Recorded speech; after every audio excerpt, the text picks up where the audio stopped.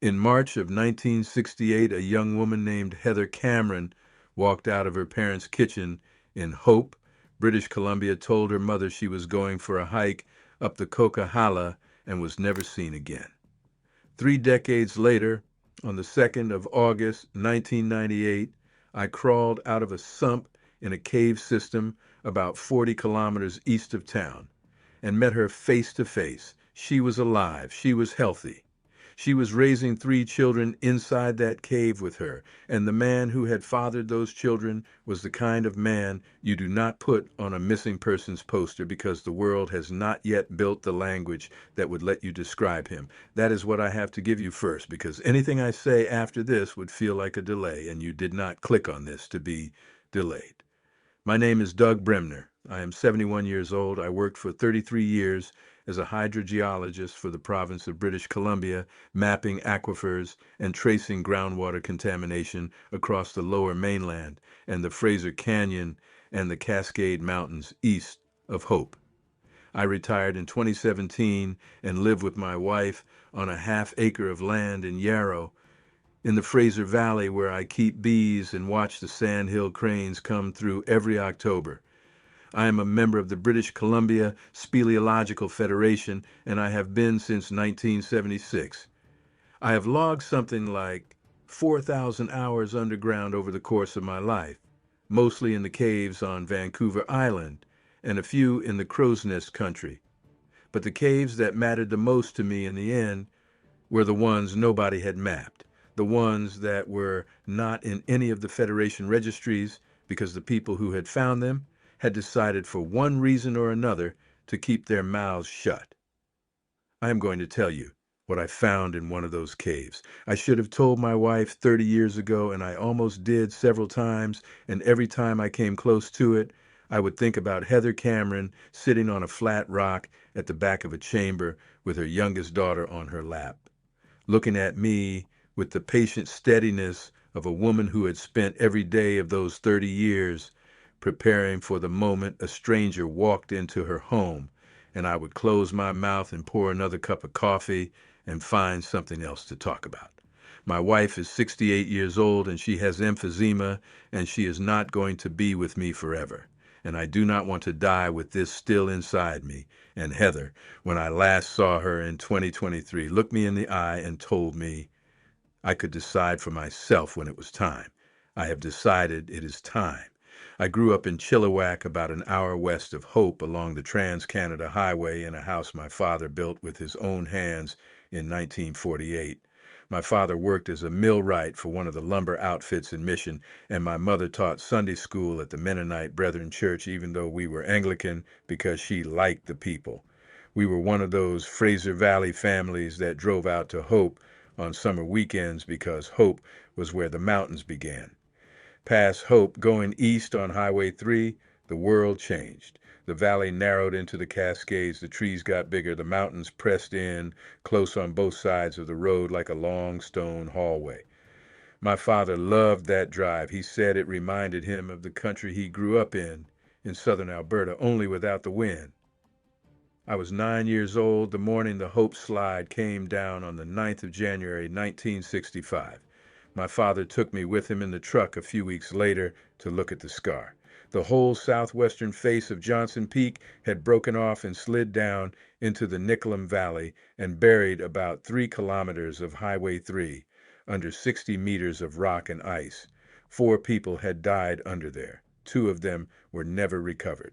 I remember standing on the shoulder of the rerouted highway with my father and looking at that raw gray scar on the mountain and feeling, for the first time in my life, the size of the country I had been born into. I told my father when we got back in the truck that I wanted to be a geologist. He said geologists do not make any money. I said I did not care. He laughed and started the truck and drove me home. I did become a geologist eventually, or close enough to one. Heather Cameron's disappearance in March of 1968 was a story I knew from the time I was 12. Hope is a small town even now, and in 1968 it was smaller. My Uncle Bill, my father's older brother, was a logger working out of Hope at the time, and he came over for supper at our house in Chilliwack one Sunday in April and told my parents about the Cameron girl. She was 22. She had walked out of her parents' house on a Saturday morning, told her mother she was going for a hike up the Coquihalla drainage, and never came back. The RCMP had searched for 2 weeks. Dogs, helicopters, volunteer crews from Hope and Princeton and Chilliwack. They had found her water bottle and one of her hiking boots on a ridge above Boston Bar Creek, and after that, nothing. They had called off the search and ruled it presumed drowned or presumed lost. My uncle said the worst part was the mother.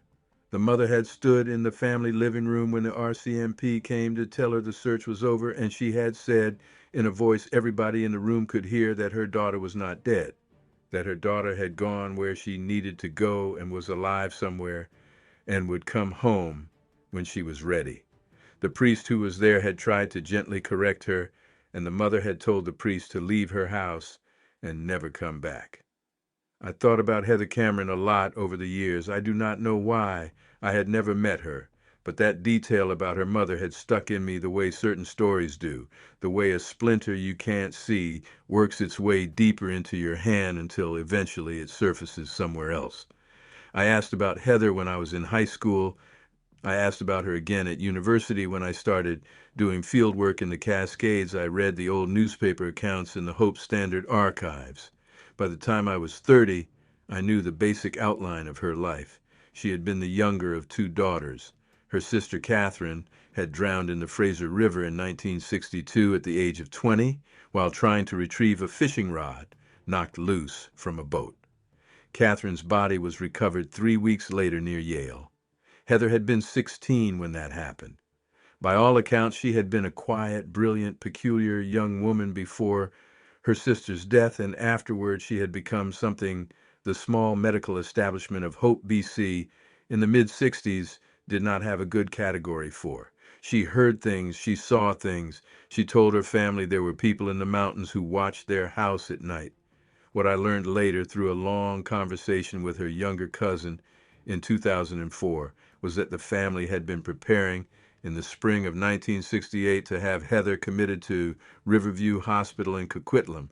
The cousin, who had been a teenager at the time, told me that Heather's parents had taken her down to Vancouver for an evaluation in February of 68, and the evaluating psychiatrist had recommended a 6-month inpatient stay. The admission date was set for the second Monday of March. Heather walked out of the house on the Saturday morning before that Monday and did not come back. The cousin told me she had always believed Heather knew exactly what she was doing. Heather had been trying for years to make her family understand what she was seeing in the trees behind their house, and the only choice she had been left with was to go and find what she had been seeing on her own terms, while she still could. I am giving you this background because it matters for what comes next. Heather Cameron did not get lost in the mountains east of Hope in March of 1968. She walked into them on purpose. She had a destination in mind, and what was waiting for her in the high country above the Somalo drainage was something she had been waiting for since she was a child, and something that had been waiting for her in its own patient way for almost as long. I did not learn any of this until the 2nd of August, 1998. Before that day, I was a 43-year-old hydrogeologist with a good marriage and a teenage son and a part-time obsession with the karst formations of southern British Columbia. After that day, I was a man who knew, a man whose silence was no longer accidental but chosen. I have lived in that silence for almost 3 decades, and I have decided now, in the spring of my 71st year, that the silence has held long enough. The cave system was reported to the BC Speleological Federation in the summer of 1997 by a pair of moose hunters out of Princeton. They had been working a high basin in the headwaters of a creek that runs into the Somalo, country off the maintained trail system. One of the hunters had stepped into what he thought was a rabbit hole on the side of a limestone outcrop, and had instead dropped about 4 feet into a vertical shaft that turned out to be the entrance to a large void in the rock. He had backed out, marked the spot on his map, and called the Federation when he got home. The Federation sent a reconnaissance team that fall who went down about 30 meters on rope and confirmed the existence of a substantial cave system. Snow came in early that year, and the team had to abort before they could do a proper survey. The cave was placed on the project list for the following summer. Russ McKay and I were assigned the initial survey. Russ was a couple of years older than me, retired Coast Guard, a Vancouver Islander who had taken up caving in his 30s and never stopped. He was the best partner I ever had in a cave. Steady, methodical, did not panic. We were given the coordinates in a 3-week window in late July and early August, and we drove up the Hope Princeton on the 28th of July, 1998, with my old truck loaded down with rope and ladders and 1,000 pounds of survey gear. The approach itself took 2 days. The hunter's coordinates put the entrance about 14 kilometers off the highway on a slope that did not have a trail. We followed a Forest Service road as far as it would take us, parked, and humped our gear in over a ridge and down into the headwater basin of the creek. The terrain was old growth in the lower elevations, mostly western hemlock and Pacific silver fir, with the occasional yellow cedar in the deeper draws. As we climbed up out of the timber, the slope opened into a small alpine meadow, and at the upper edge of the meadow, against a wall of pale gray rock, we found the entrance exactly where the hunter had marked it. A horizontal slit in the limestone about 1.5 meters wide and 0.5 meters high, set back under an overhang so it was almost invisible from the meadow. You could have walked past that opening a dozen times and not seen it. We made camp at the lower edge of the meadow that evening. Russ cooked. I sat on a rock and looked up at the slit in the limestone and thought, in the way you think when you are about to go into a place no one has been into properly before, that we were about to learn something. Cavers think this way every time they enter a new system. Almost every time, what we learn is the geology, the hydrology, the shape of the passages. Almost every time. I had been caving for 22 years by that point, and I had never entered a cave system that gave me even a passing thought that I might be entering it with somebody else's permission. The signs were already there if I had known how to read them. The cave had a smell coming out of it that I had not encountered in any other cave I had been in, a warm, musky, organic smell, almost like a barn in winter that the Federation team had noted in their report and attributed to bats. There were no bats. We learned that the next day. We went underground at 6:30 in the morning on the 29th of July. The entrance opened into a sloping passage that dropped about 10 meters at a 40-degree angle, then turned into a true vertical pitch of about 35 meters into the upper chamber. We rigged a rope. Russ went down. I followed. The upper chamber was big, about 20 meters across and 10 high, with a flowstone wall on the east side that was beautiful in our headlamp beams, a frozen cascade of pale orange calcite with the texture of poured candle wax. There were 3 passages leading out of the chamber. The Federation report indicated the team had explored the north passage for about 100 meters before turning back. We rigged our survey baseline and started working. For the first 2 days, we worked the north passage. It dead-ended in a small chamber with a sump in the floor. Water-filled, blue-green, surface absolutely still. Russ and I were both convinced the interesting passages were going to be the east and the southwest. We started on the southwest on day 3. The southwest passage was different from the start. It was larger. It had air movement, a steady, cool draft we could feel on our faces. Air movement in a cave is the most exciting thing a caver can feel because it tells you with absolute certainty that the system goes somewhere big. We followed the Southwest Passage for about 400 meters on the first day, and it kept going down, kept getting bigger, opened into a series of chambers connected by short crawlways. By the end of that day, we had descended about another 40 meters below the upper chamber and were in a substantial gallery with a stream running across the floor.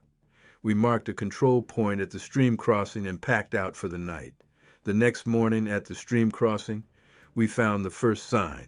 On a flat slab of rock about 3 meters in from the stream, sitting where we could not have failed to notice it on our way back through, there was a small stack of 3 smooth river stones, the largest at the bottom, the smallest on top, each one chosen for how it fit against the one above it.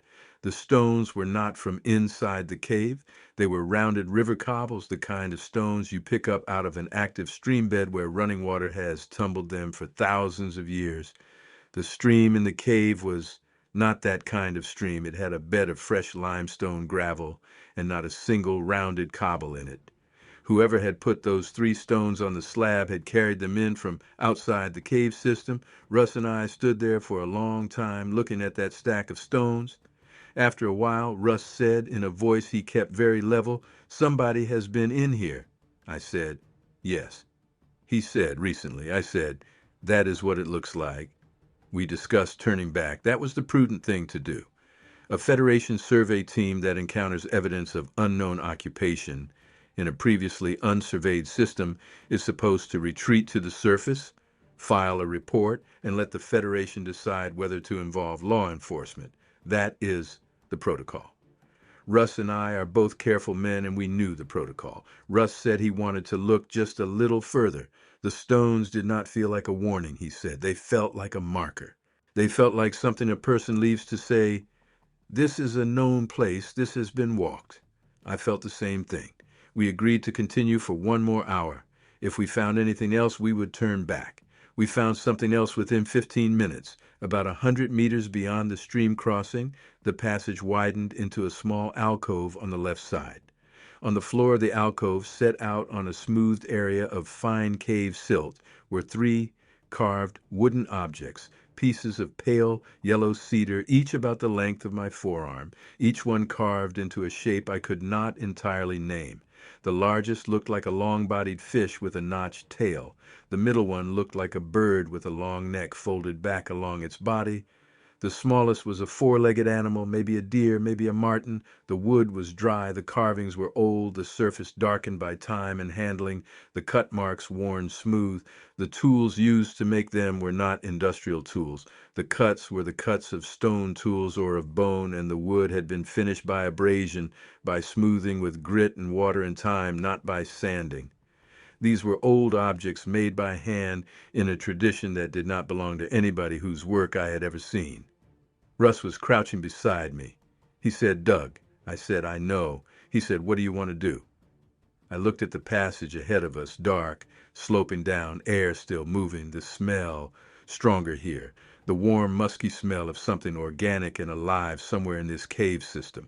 I said, "I want to keep going." He said, "I do too." We left the carvings where they were, and we kept walking.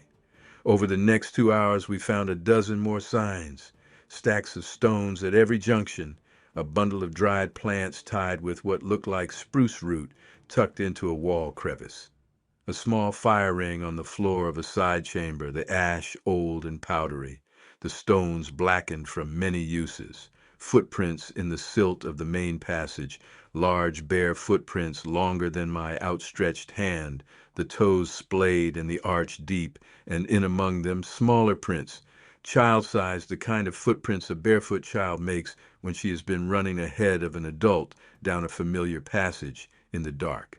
We were no longer surveying a cave system. We were walking into someone's home. We stopped finally at the lip of a large chamber. The passage opened in front of us and dropped away into a void, and our headlamp beams went out into that void and showed us in fragments a space much bigger than anything we had been in so far. We could not see the floor of the chamber from where we stood. We could not see the far wall. The air coming up at us was warmer than the air behind us, and the smell that I had been noticing all the way down was thick and present, that musky, organic warmth, and overlaid on it now, sharp and clear, was the smell of wood smoke. Not old ash, fresh smoke from a fire that was burning somewhere below us in that chamber right now while we stood on the lip looking down. I turned off my headlamp. Russ saw what I was doing and turned his off too. We stood in absolute blackness and waited for our eyes to adjust to whatever light there was, on the chance that there might be any. After about a minute, I realized there was. A pale orange flicker, faint, low, coming from down and to our right, somewhere on the floor of the chamber. Firelight, reflected off limestone, traveling up through the cool air of the cave, just barely visible if you knew to look for it. I leaned close to Russ and spoke as quietly as I could. I said, "There are people down there." He said, I see it. I said, we have to go down. He said, I know. He said, Doug, what is your plan when we get down there? I did not have a plan. I had never had a plan. I had spent 22 years of caving, avoiding situations that required plans, because in a cave, the best plan is to follow the rope back to the surface and tell someone else what you found.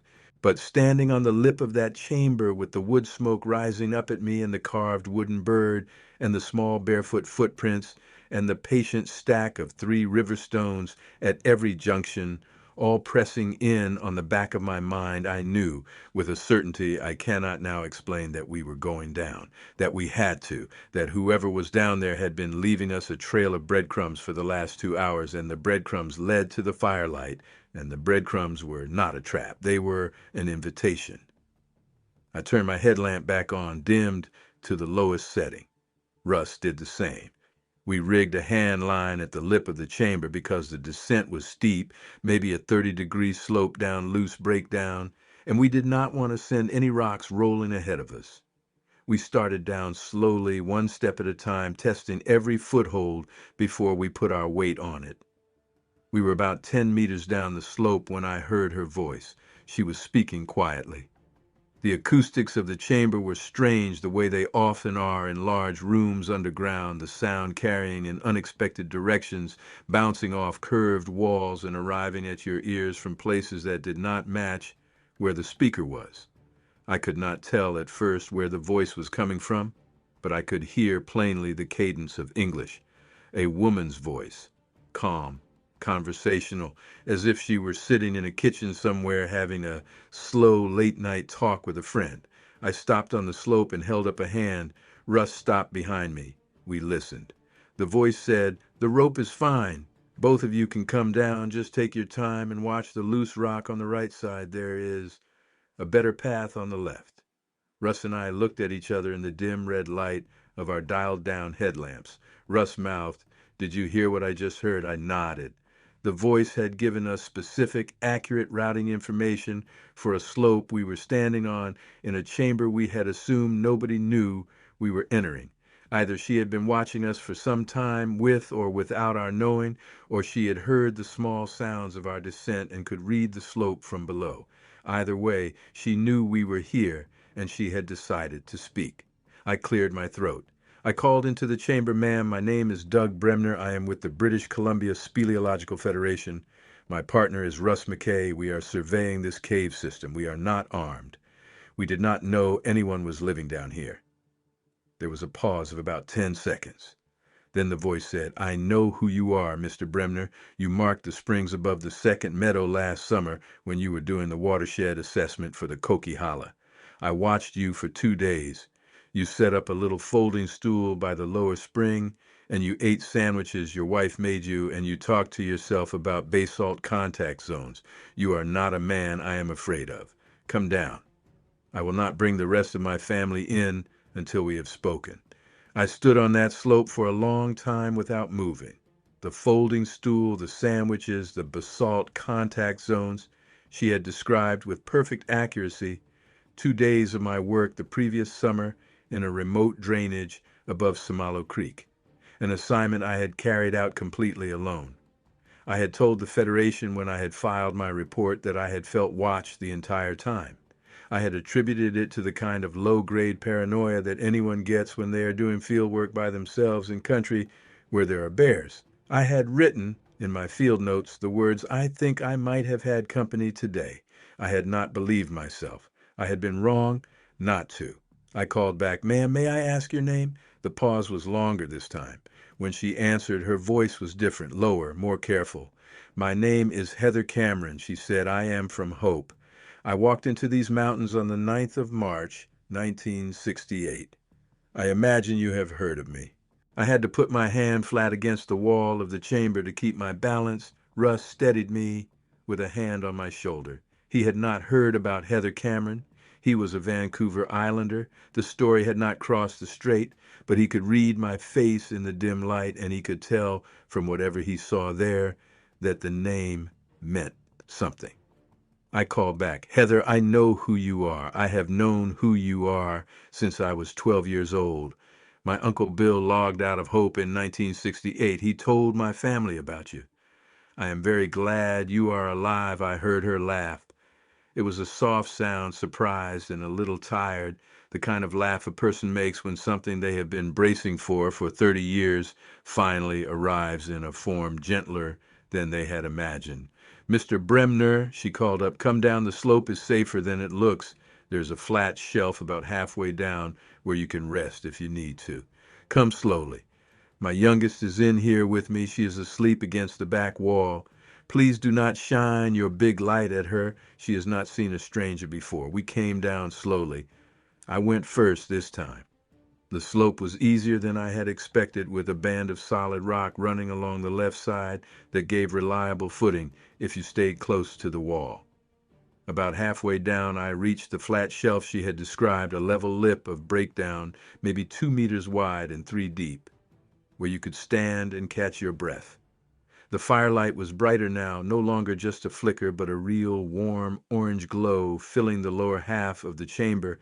I could see in that glow the outline of a fire pit, stones arranged in a circle around a low flame burning in a bed of carefully tended coals. The smoke went up cleanly. There must have been a vent somewhere above, a natural chimney in the limestone drawing the air. The fire had been planned. The chamber had been chosen for it. Whoever lived down here understood the geometry of their home. Beyond the fire, I could see the dim shape of a sleeping platform built up off the floor against the back wall, a low wooden frame piled with what looked like furs and woven mats. A small shape lay on the platform under a blanket, the smallest shape I had seen in a long time. A child, sleeping. And between the fire and the platform, standing with her back to us, looking at the sleeping child, was a woman in a long coat made of pieced hide. Her hair was gray mostly, with streaks of the chestnut it must have been when she was young, and it hung down her back in a single thick braid, almost to her waist. She was a small woman, 5.5 feet maybe. She did not turn around. She said over her shoulder, "You can keep coming. Stop at the bottom of the slope. Stay there until I tell you. Do you have water with you?" I have not had to make conversation with someone who hadn't acclimatized in a long time, and I cannot remember if you bring water on a descent like this one or if you find it inside. I said, "We have water." She said, "Good, drink some. You will need it for what comes next." Russ and I came the rest of the way down the slope. We stopped at the bottom on a flat sandy patch where the chamber floor began about 10 meters from the fire. We unclipped our packs and set them down. I took out my water bottle and drank, and Russ did the same. The woman by the fire did not turn around. She moved very slightly, the small adjustments of a person watching a sleeping child, making sure the blanket was still in place, that the breathing was steady. Her shadow on the back wall of the chamber, cast by the firelight, was long and gentle. I could see, in the geometry of that shadow, the same shape I had seen in old newspaper photographs in the Hope Standard archives, a young woman in a dark coat standing in her parents' front yard in March of 1968, smiling slightly for the camera 3 weeks before she walked out of that yard and disappeared. She let us stand there for what felt like a long time, maybe 2 minutes, maybe 5. I did not check my watch. Eventually she said, "All right, I am going to turn around now. Please do not move toward me.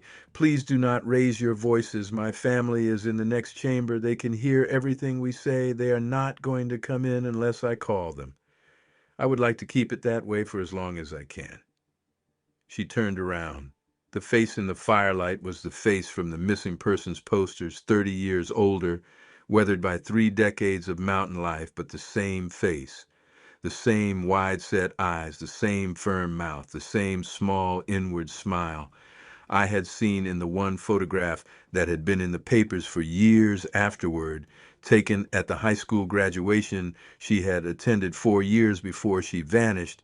She was 52 years old. She looked older than that and younger than that at the same time, browned by sun and wind and softened by quiet. She was, and I am not exaggerating, the calmest person I have ever stood in a room with. "I have been getting ready for this conversation for a long time," she said. "I want to ask you a few things before we go any further. Is that all right with you?" I said, "Yes, ma'am." "Are you a religious man, Mr. Bremner?"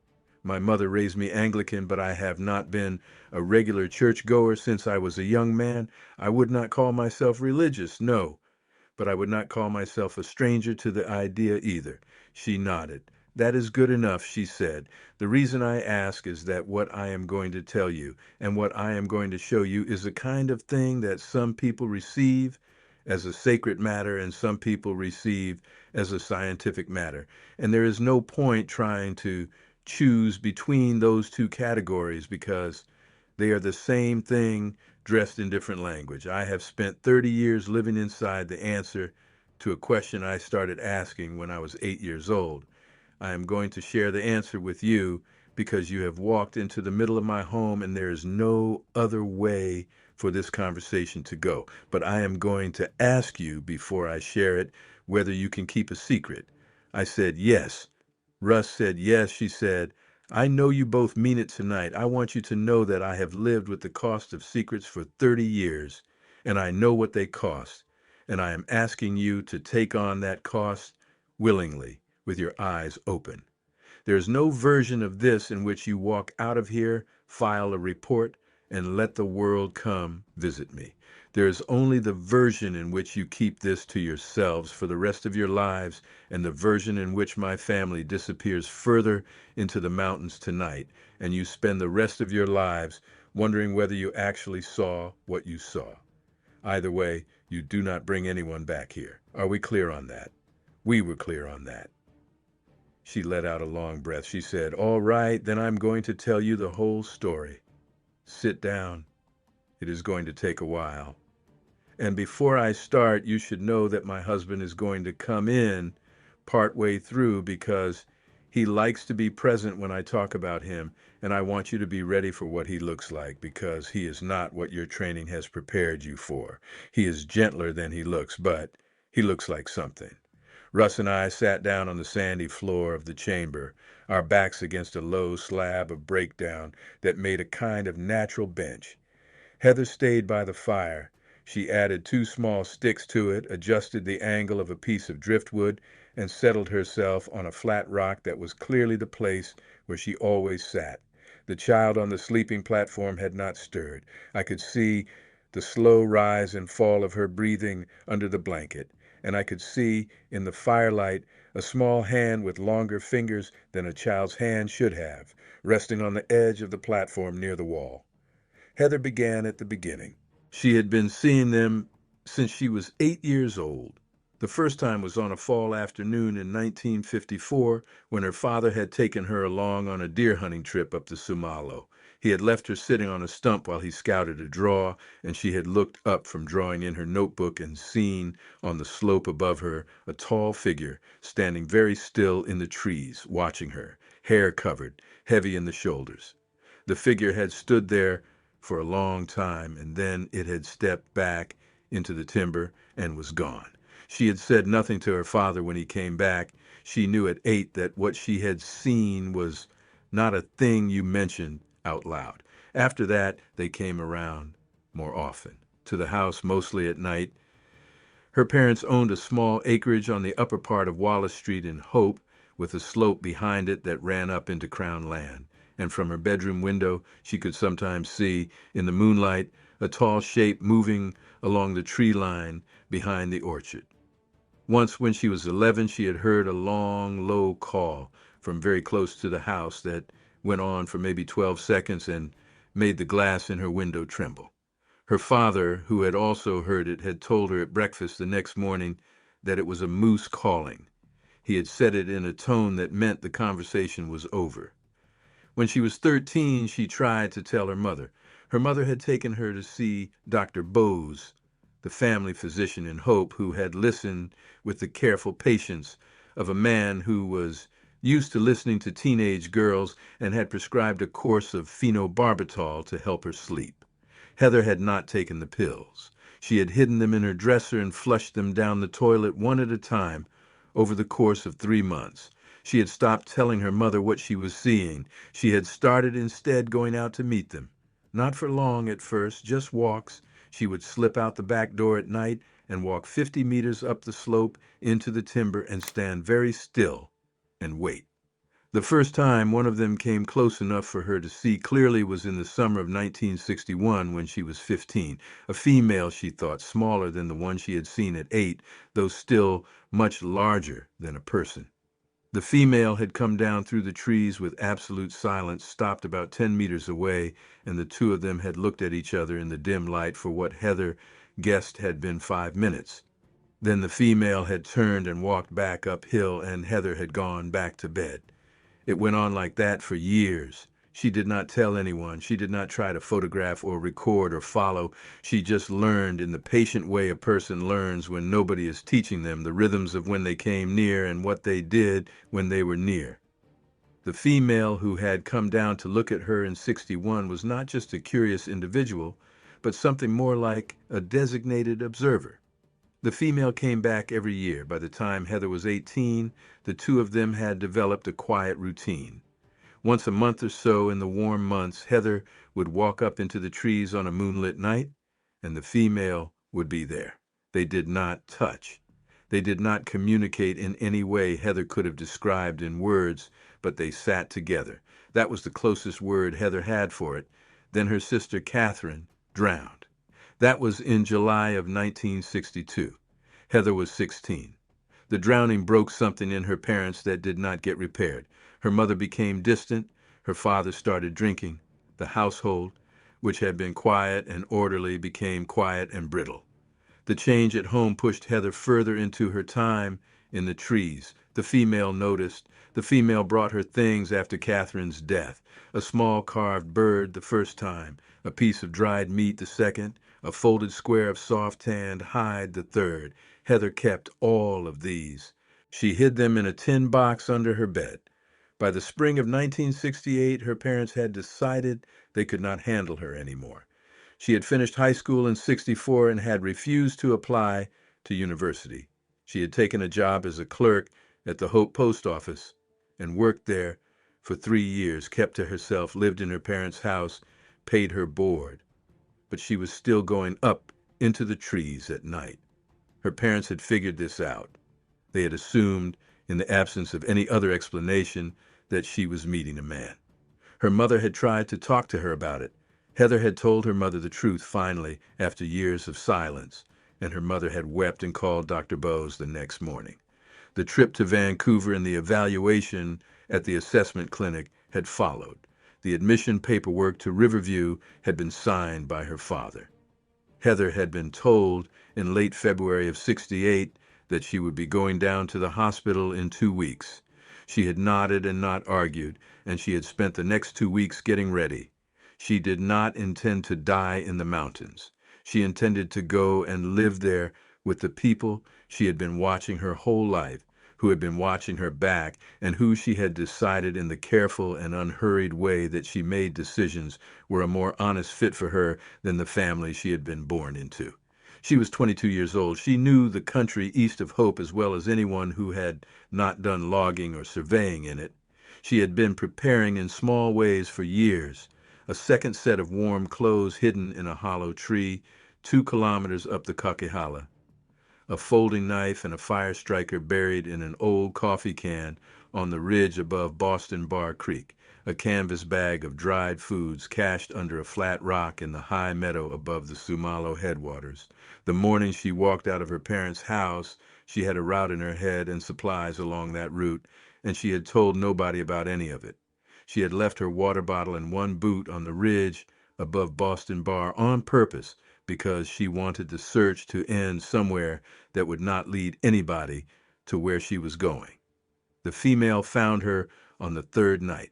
Heather had hoped in a half-formed way that the female would recognize her at the new location, would come to her, would lead her further into wherever it was that she lived. What had actually happened was simpler and stranger than that. Heather had built a small fire in a hollow under a rock overhang and was sitting next to it, eating a piece of dried apple from her canvas bag. And the female had walked up to the edge of the firelight exactly as she had walked up to the edge of the trees behind the house in Hope so many times before, and had stood there looking at her. Heather had said out loud, "My name is Heather. I am not going back. I am not equipped to do what you do. I will need help." The female had stood there for a long time. Then she had walked away.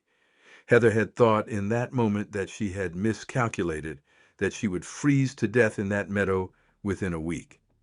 The female came back at dawn. She brought two others with her.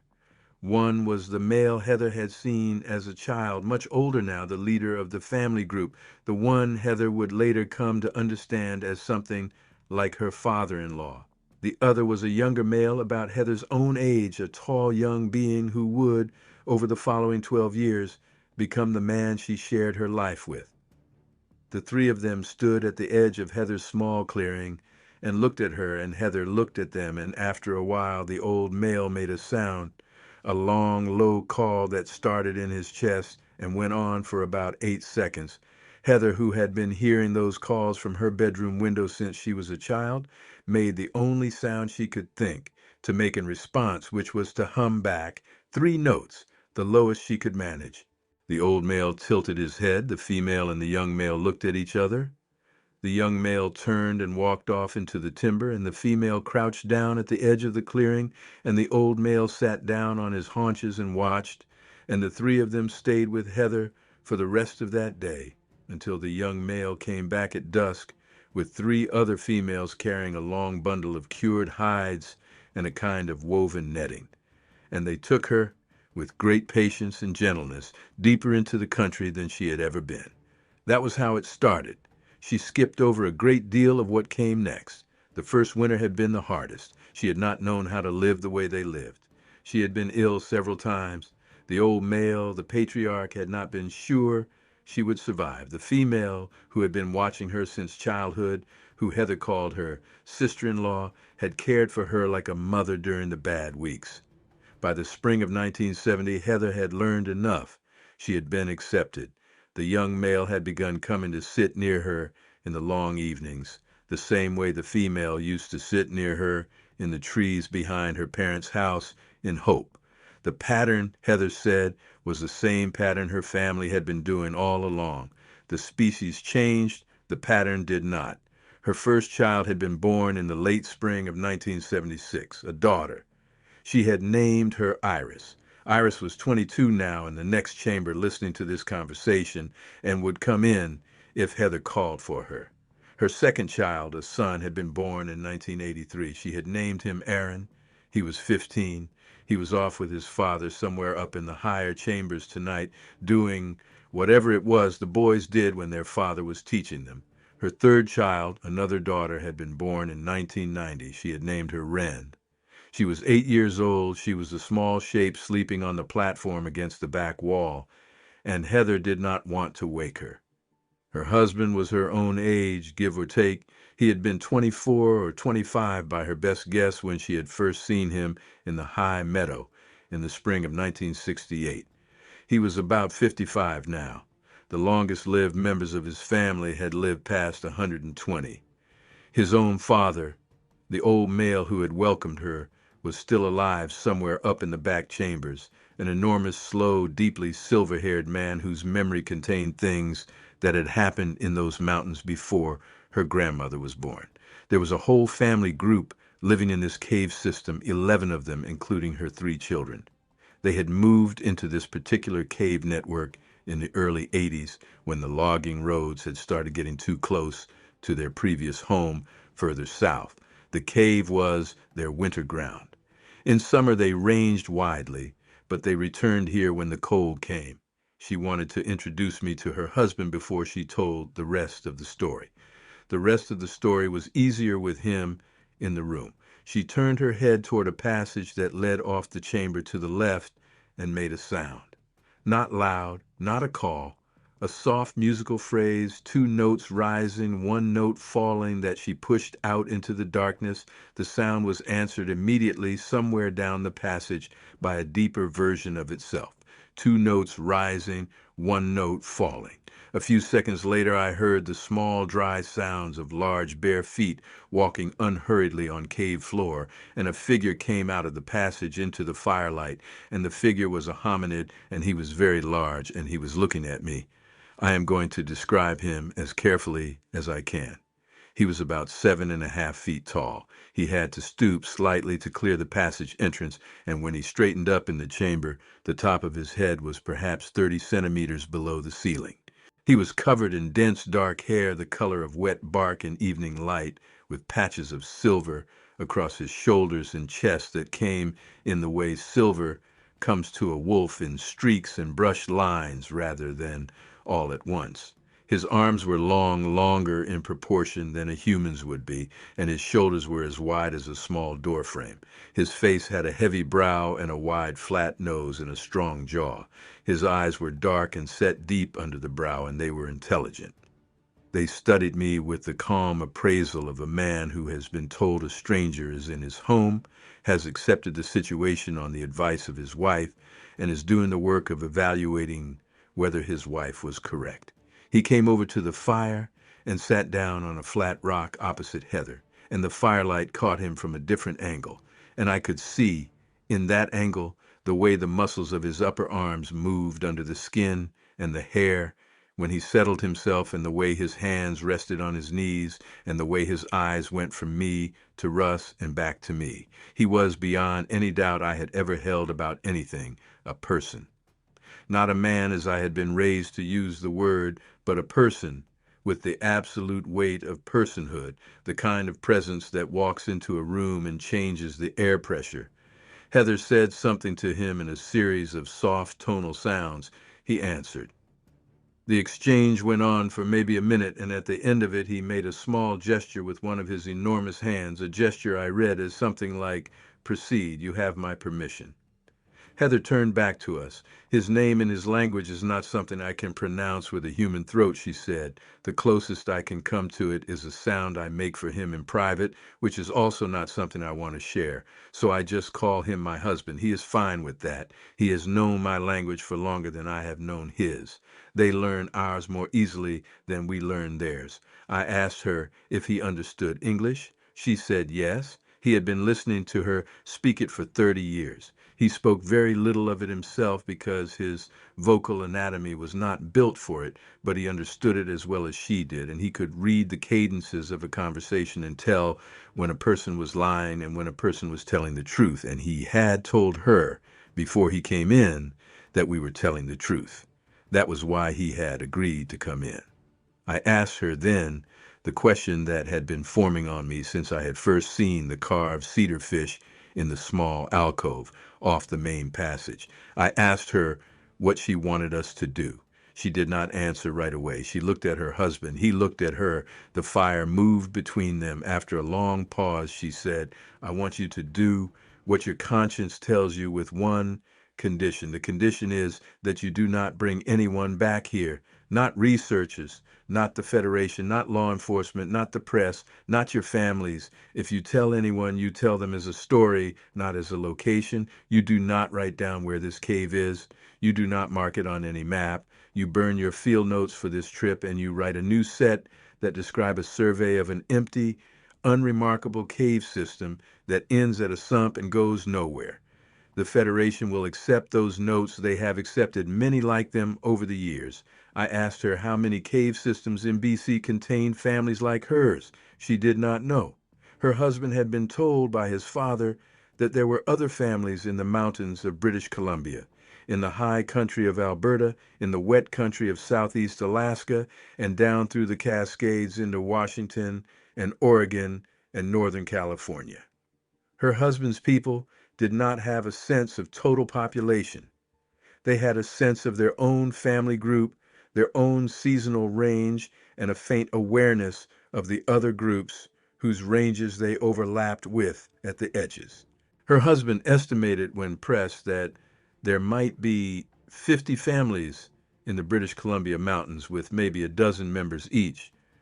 What mattered, she said, was that there were not many, that every single one of them lived in some version of the way she lived, that every one of them depended for their survival on the willingness of the small number of humans who knew about them to keep their mouths shut.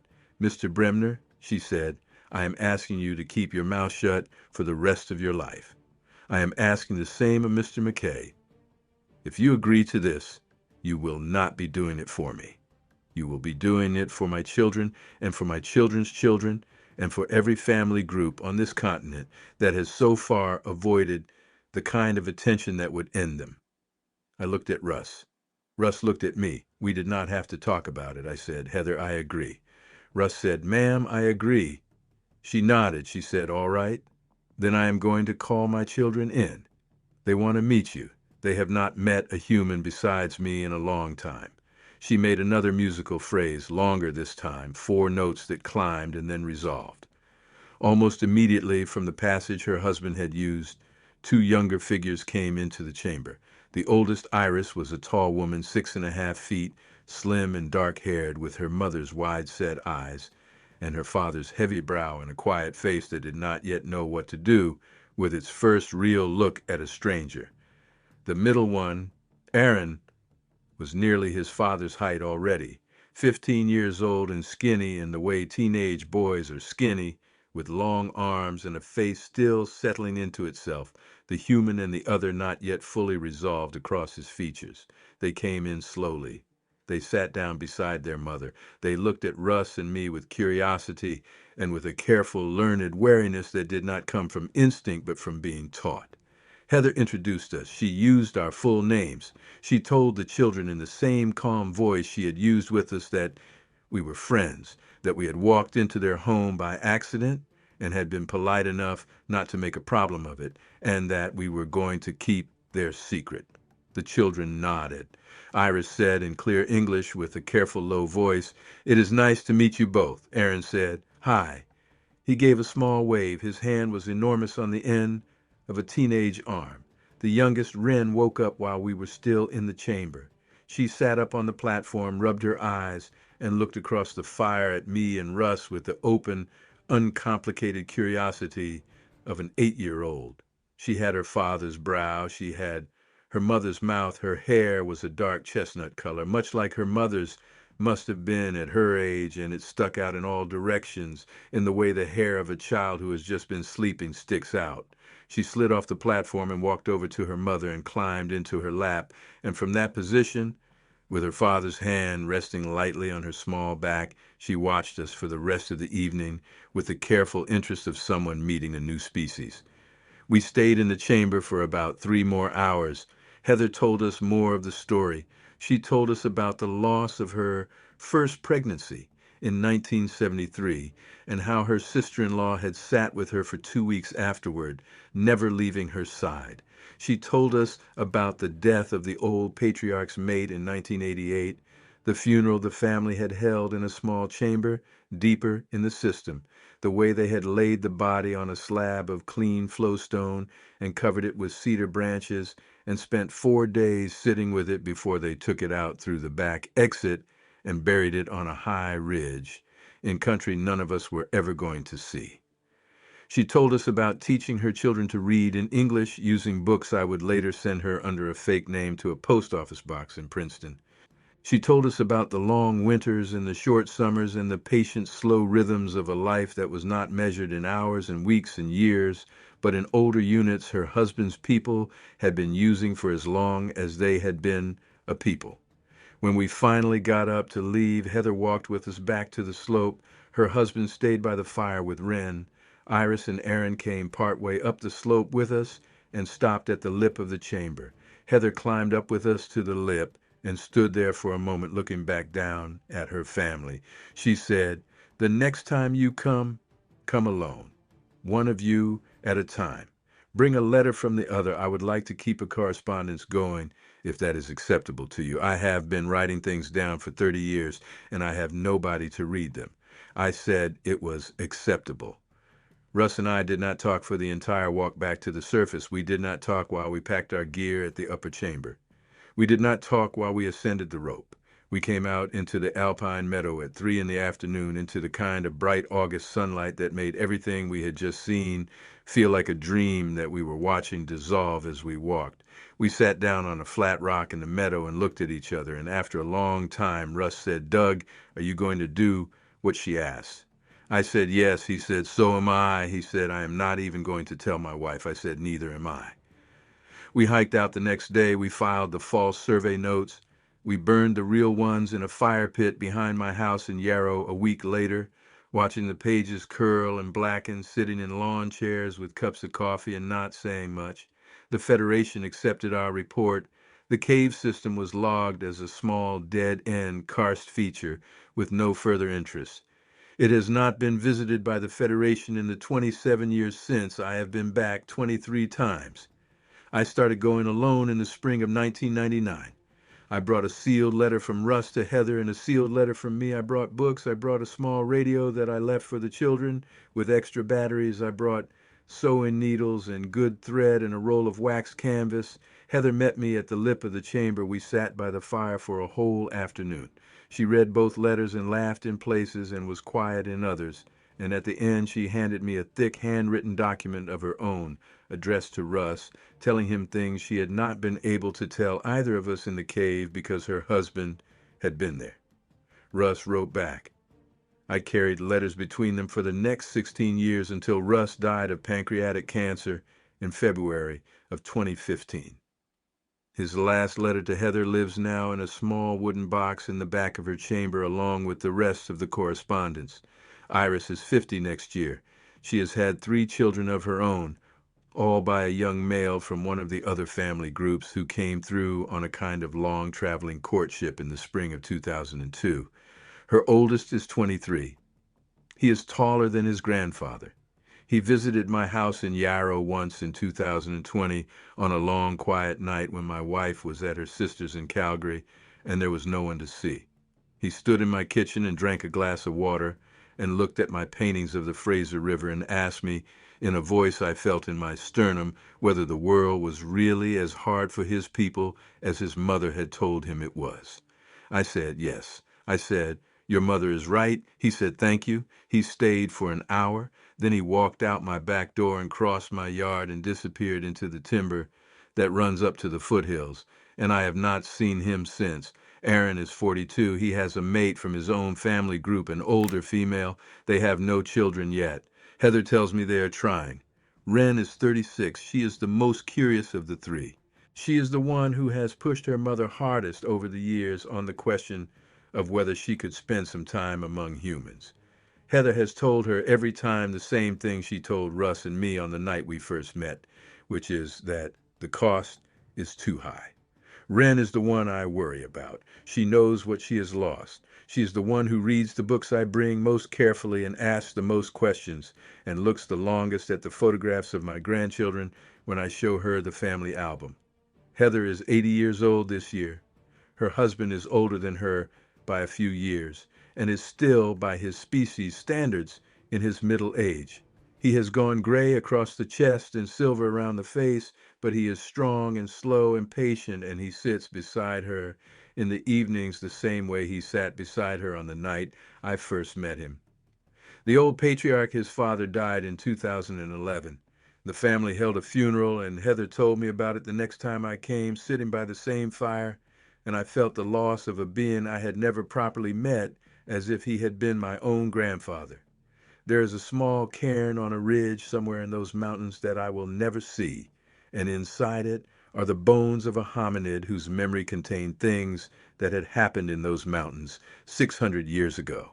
The family is going to have to move further north within the next decade as the logging roads creep up the Sumalo and the Coquihalla, and the empty places of the southern Cascades grow smaller every year.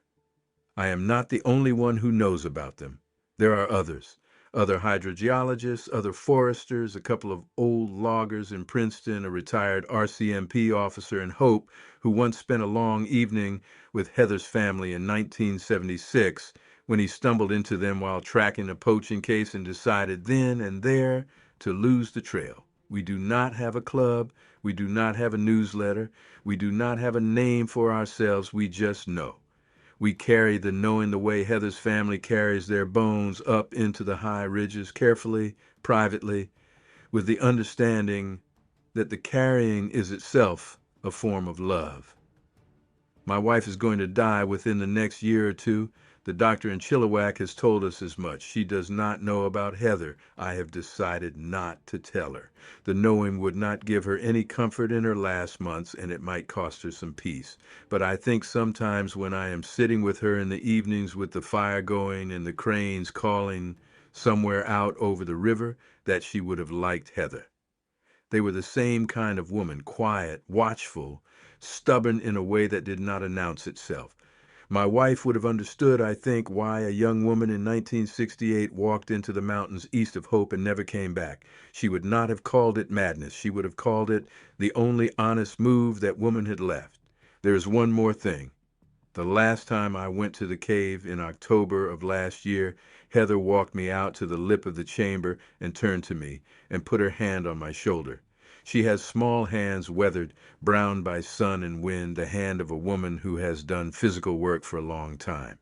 She looked at me with the same calm, steady eyes she had used on me at the bottom of the slope 30 years ago. "Doug," she said, "when I die, my husband will bring you a stone. He will leave it on the bench outside your back door, where you will find it in the morning. The stone will be flat and white and about the size of your palm. It will be smoothed on both sides. When you see it, you will know I am gone. You will not need to come back here after that. The children will know how to live. They have been ready for a long time." I told her I understood. "I want you to know something," she said. "I have spent 37 years in this cave, and I have not regretted one of them. Not the lost ones, not the cold ones, not the difficult births, not the long winters, not the fact that my mother died in 1976 without knowing I was alive. I would not trade what I have built here for any other life on earth. And I want you to take that with you when you finally tell someone. I do not want to be remembered as a tragedy. I want to be remembered as a woman who knew what she was doing." I told her I would carry that with me. She let go of my shoulder. She stepped back. She looked at me for a moment longer, and then she went back down the slope to her family. And her husband was waiting for her at the fire, and her youngest daughter, Wren, was sitting on the floor reading an old paperback copy of Anne of Green Gables that she had been working on for 3 months. I climbed the rope. I walked out into the meadow.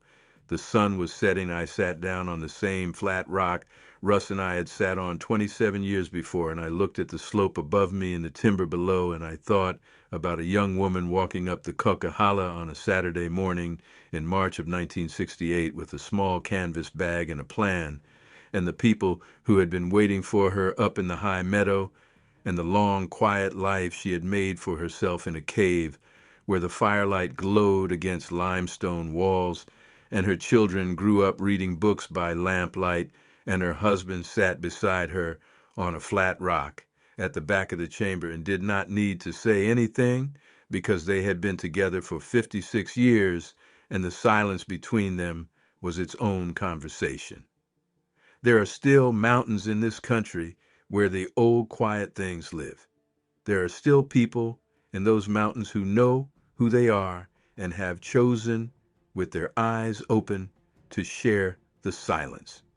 There is a cave east of Hope, BC, that contains a woman who walked out of her parents' kitchen in March of 1968 and was never seen again by anyone who was looking, and 3 children who carry the blood of 2 old species, and a husband who came down to the meadow on the 3rd morning of her exile to look at her and decide what kind of welcome she deserved. He decided she deserved a good one. He has been giving it to her ever since. My name is Doug Bremner. I am 71 years old. The cave is not the point. The woman in the cave is not even the point. The point is that the world is bigger and stranger and gentler than the daylight version of it suggests, and there are still people who have walked into that bigger world on their own terms, and there is room in that bigger world for a life that the smaller world would not have known how to hold. Heather Cameron knew that when she was 22 years old. She bet her life on it. She won. The fire is still burning at the back of that chamber tonight. I hope it burns for a long time yet.